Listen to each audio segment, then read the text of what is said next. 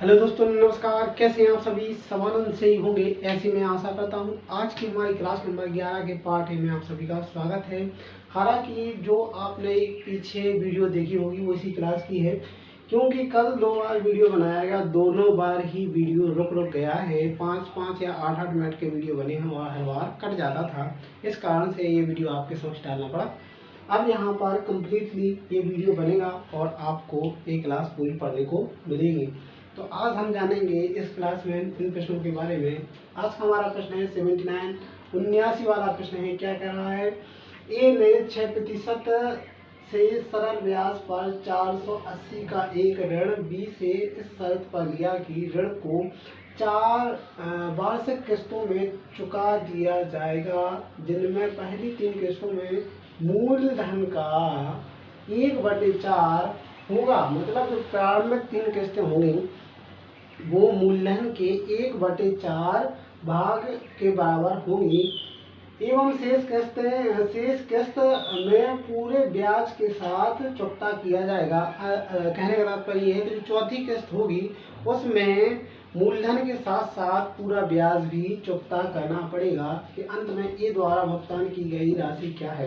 तो यहाँ पर हम जानेंगे कि जो 480 है 480 है, इस पर 4 वर्ष का ब्याज 6% की रेट से कितना हो रहा है ये निकाल लेते हैं। हमने ये निकाला तो हमारा ब्याज आ जाएगा क्या?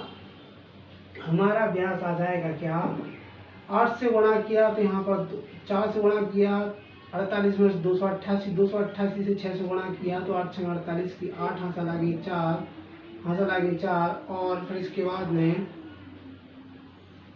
यहाँ पर 48 का 6 में गुणा किया तो यहाँ पर आ गया 288। ठीक है भाई, फिर 4 से यहाँ पे मल्टीप्लाई करेंगे तो यहाँ पर हो जाएगा 8 चौको 32 की 2 हासिल आ गई 3, 8 चौको 32 35 की 5 हासिल आ गई 3 और 4 में 8 और 3 11, 8 और 3 11। तो यहाँ पर हमारा इंटरेस्ट आ रहा है 115.2। ये हमारा इंटरेस्ट है। ठीक है भाई, तो हमारा इंटरेस्ट यहाँ पर आ रहा है कितना? इंटरेस्ट आ रहा है 115.2। ठीक है भाई, इसके बाद में पी अर्थात मूलधन है हमारा कितना? 480।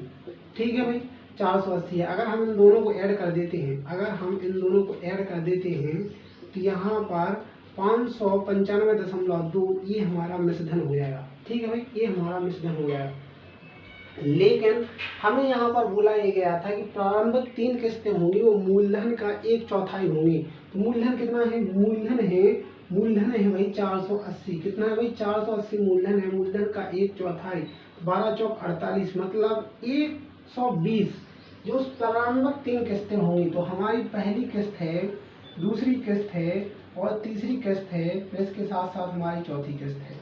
तो यहाँ पर बोला ये गया है कि जो प्रारंभिक 3 किस्तें हैं वो कैसी होंगी? मूलधन के 1/4 भाग के बराबर होंगी। मूलधन का 1/4 भाग कितना है? 120। मतलब पहली किस्त भी 120 होगी, दूसरी किस्त भी 120 होगी और तीसरी किस्त भी 120 होगी। लेकिन जो यहाँ पर चौथी किस्त होगी, जो यहाँ पर बोला गया है कि जो चौथी किस्त है वो मूलधन के साथ साथ आपको कम्प्लीटली पूरा ब्याज चुकाना पड़ेगा। तो यहाँ पर हमें पता नहीं है तो हमने क्या मान लिया? उसको x मान लिया। अब हम एक चीज जानते हैं कि जो पहली किस्त है, पहली किस्त पर कितने वर्ष का ब्याज लगेगा? पहले वर्ष का लगेगा, दूसरे वर्ष का लगेगा, तीसरे वर्ष का लगेगा, चौथे का लगेगा। चौथे का इसलिए नहीं लगेगा क्योंकि चौथे वर्ष तो हमें सारे के सारे पैसे मतलब चुका ही देने हैं, इसलिए केवल 3 वर्ष का ब्याज लगेगा। तो 120 पर 3 वर्ष का ब्याज 6% की रेट से कितना होगा भाई? 1 0 से 1 0 खत्म कर देंगे, 12 6 72 इंटू 3 3 2 6 और 7 21। तो कितना हो रहा है? 21.6 इस 120 का 3 वर्ष का 6% की रेट से ब्याज होगा। ठीक है भाई, अब यहाँ पर हमें निकालना है कि दूसरे वर्ष भी ब्याज मिलेगा, तीसरे वर्ष भी ब्याज मिलेगा। किस पर? 120 पर। तो यहाँ पर केवल 2 वर्ष का ब्याज निकाल लेंगे आप। यहाँ पर केवल आप 2 वर्ष का ब्याज निकाल लेंगे तो यहाँ पर केवल आपको 2 से मल्टीप्लाई करना है। तो यहाँ पर 2 दूनी 4 7 दूनी 14, तो यहाँ पर 14.4। तो यहाँ पर जो इंटरेस्ट आ जाएगा 14.4। ठीक है भाई, ओके। और यहाँ पर सीधा ही इंटरेस्ट हम निकाल सकते हैं 7.2। Okay sir, okay. तो यहाँ पर हम देखेंगे कि कुल धन यहाँ पर कितना हो गया है? कुल धन यहाँ पर अगर हम इन सभी का ऐड करें तो 12 दूनी 24, 12 तिया 36, 360 प्लस x, ये यहाँ पर कुल धन आ गया है। ठीक है भाई। और यहाँ पर इंटरेस्ट हमें कितने में देखने को मिल रहा है, इंटरेस्ट कितना कितना देखने को मिल रहा है, तो यहाँ पर 6 और 4 10, दोबारा की 2 हासिल आ गई, 21 दूनी 42 और 1 43, कितना आ रहा है 43.2 यहाँ पर हमारा इंटरेस्ट देखने को मिल रहा है। तो हमने एक कंडीशन देखी थी कि जो किस्तों का पूरा मूलधन हो, किस्तों का मूलधन और इंटरेस्ट को अगर हम ऐड कर दें, तो हमारा क्या बन जाता है, मिश्रधन बन जाता है। लेकिन मिश्रधन तो हमें पहले से ही पता है 595.2, पता है कि नहीं पता है, ये मिश्रधन हमने पहले ही निकाल लिया है। तो इसके इक्वल हमने वो मिश्रधन रख दिया है। क्या रख दिया अभी, मिश्रधन हमने यहाँ पर रख दिया है, ये हमने यहाँ पर मिश्रधन रख दिया है। बस इस कंडीशन को आपको सॉल्व करना है, आपका आंसर आ जाएगा। तो यहाँ पर x इक्वल टू यहाँ पर 595.2 में से घटाएंगे 403.2, यहाँ पर हमने ये कट किया, यहाँ पर x की वैल्यू क्या आ जाएगी 192, x की वैल्यू आ जाएगी 192, ये हमारी x की वैल्यू आ जाएगी। यही हमारा आंसर है। कहने का तात्पर्य ये है कि हमारी जो चौथी किस्त होगी उसमें हमें धनराशि देनी पड़ेगी 192 रुपये, 192 देना पड़ेगा। इसमें मूलधन और साथ ही साथ इंटरेस्ट ऐड है। क्या है भाई, मूलधन और इंटरेस्ट दोनों ही ऐड है। तो यहाँ पर हमें देना पड़ेगा s के रूप में 192, ये हमारा आंसर है। क्या है भाई, ये हमारा आंसर है। ऑप्शन नंबर डी यहाँ पर सही हो जाएगा। 192 हमारा आंसर है। क्या भाई, 192 हमारा आंसर है। ठीक है भाई, इस तरीके से हमें इस प्रश्न को सॉल्व करना था। अब हमारा अगला प्रश्न हमारा ये प्रश्न हमसे क्या कह रहा है, इसको हम देखते हैं। कितना वार्षिक भुगतान रुपये 944 के दे ऋण को 4 समान वार्षिक किस्तों में चुकता कर देगा अगर दर 12% वार्षिक हो। ठीक है भाई। तो यहाँ पर आप देख रहे हैं कि बोला ये जा रहा है कि हमें यहाँ पर मिश्रधन दिया हुआ है। क्या दिया है, 944 हमें मिश्रधन दिया है। इसके साथ साथ हमें 4 वर्ष की यहाँ पर किस्तें देखने को मिल रही हैं।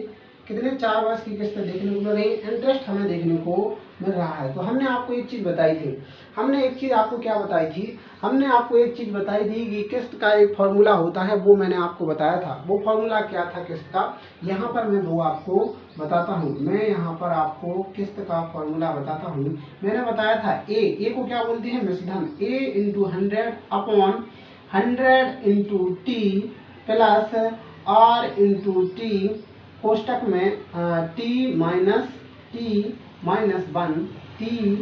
T-1/2। ये फॉर्मूला मैंने आप सभी को बताया था। बस इस फॉर्मूले में ये जो यहाँ पर आपको यहाँ पर जो इक्वेशन दी है वो सारी की सारी यहाँ पर इनपुट कर देनी है और आपका आंसर आ जाएगा। जैसे कि हम यहाँ पर इनपुट करते हैं तो यहाँ पर क्या लिखा है, 944 ×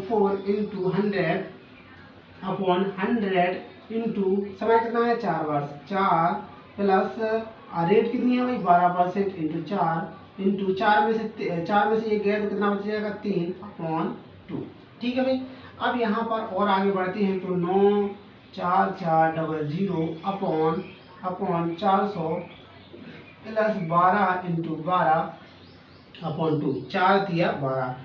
यहाँ पर खत्म किया तो यहाँ पर आ जाएगा कितना 6, कितना आ जाएगा 6। तो यहाँ पर हम और सॉल्व करते हैं तो यहाँ पर 94400/400 प्लस 22/72, कितना आ जाएगा 22/72। तो कुछ नहीं करना है, 94400/472।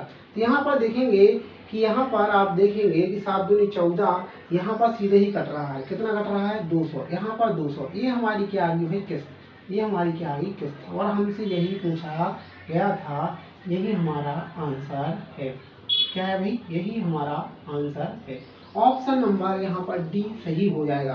तो यहाँ पर हमसे पूछा क्या गया था, कितना वार्षिक भुगतान 200 रुपये वार्षिक भुगतान रुपये 944 के दे ऋण को 4 समान वार्षिक किस्तों में चुकता कर देगा अगर दर 12% की हो।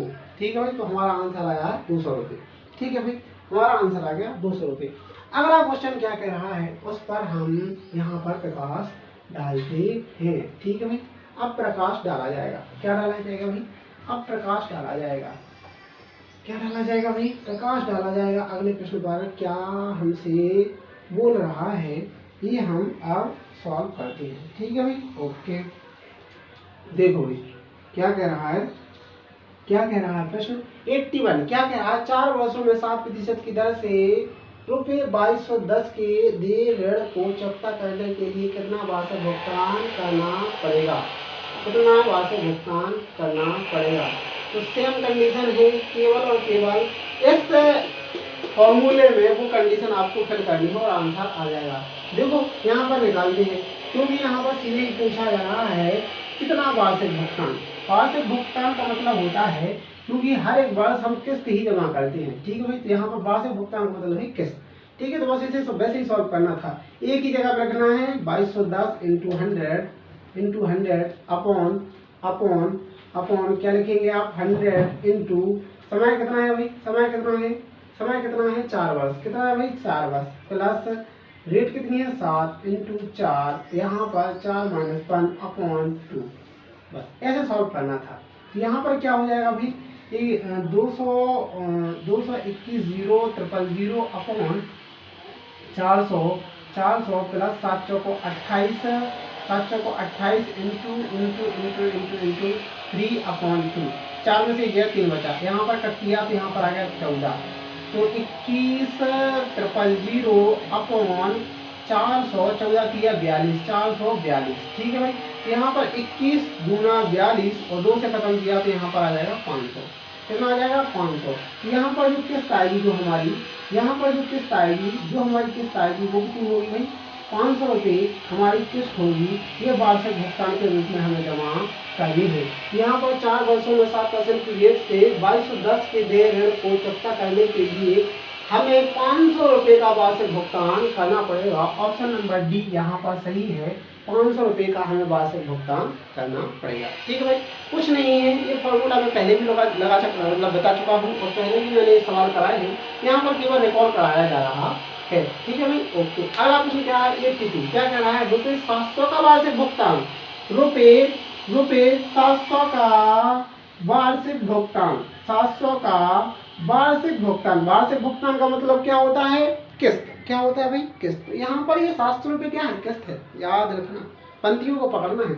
5 वर्ष में 10% की वार्षिक दर से कितने रुपए के देय ऋण का भुगतान करेगा। तो यहाँ पर बस कुछ नहीं करना है, वही फॉर्मूला अपनाना है। हमें मिश्रधन निकालना है इंटू 100 अपॉन 100 इंटू समय कितना है 5 वर्ष है, प्लस इसके बाद में रेट दी है हमें 10% इंटू समय 5 वर्ष, और यहाँ पर 5 में से 1 गया तो कितना बचेगा 4/2। ठीक है भाई, इस तरीके से। और हमें किस्त दी है कितनी भाई 700 रुपये, किस्त दी है 700 रुपये, तो इक्वल टू हमें 700 कर देंगे। ठीक है भाई, तो ए इंटू 100 यहाँ पर 500 प्लस यहाँ पर कट कर देंगे तो यहाँ पर 2 बचा 50, यहाँ पर 100 हो जाएगा, इक्वल टू 700। ठीक है भाई, ओके। फिर यहाँ पर क्या हो जाएगा, यहाँ पर ए इंटू 100 अपॉन 5, यहाँ पर 5 नहीं, यहाँ पर सीधा 100, 500 और 100 जुड़ जाएगा तो यहाँ पर कितना हो जाएगा 600 इक्वल टू 700। तो A equal to 700 into 100 upon 600, 00 से 00 खत्म हुआ, 00 से 00 खत्म हुआ। यहाँ पर थोड़ा ध्यान दिया जाएगा क्योंकि 600 ऊपर आएगा और केवल 100 नीचे आएगा, ये थोड़ा याद रखें आप। यहाँ पर 600 ऊपर आ जाएगा और 100 नीचे आएगा, 00 से 00 खत्म किया, ए की वैल्यू आ जाएगी 4200। 4200 रुपये मिश्रधन के रूप में हमें देने होंगे, 4200 रुपये हमें मिश्रधन के रूप में चुकाने होंगे, वो भी कितने 5 वर्ष के बाद। ऑप्शन नंबर सी 4200 रुपये हमारा आंसर है। तो ये वाले जो किस्त वाले क्वेश्चन हैं ये हम पहले भी कर चुके हैं, यहाँ पर केवल दोबारा रिकॉल कराया गया है आपके समक्ष कि आप फॉर्मूले बेहतर तरीके से याद कर रहे हैं कि नहीं, कॉन्सेप्ट के रूप में आपने जाना है कि नहीं जाना। क्योंकि कॉन्सेप्ट बनाकर अगर आप आगे बढ़ेंगे तो कोई भी फॉर्मूला आपको नहीं भूलेगा, आपको कोई भी क्वेश्चन आपका बाहर नहीं जाएगा। ठीक है भाई, तो आज के लिए इतना ही रखते हैं, फिर मिलते हैं कल और कल नए प्रश्नों के बारे में जानेंगे। धन्यवाद, जय श्री राधे कृष्ण।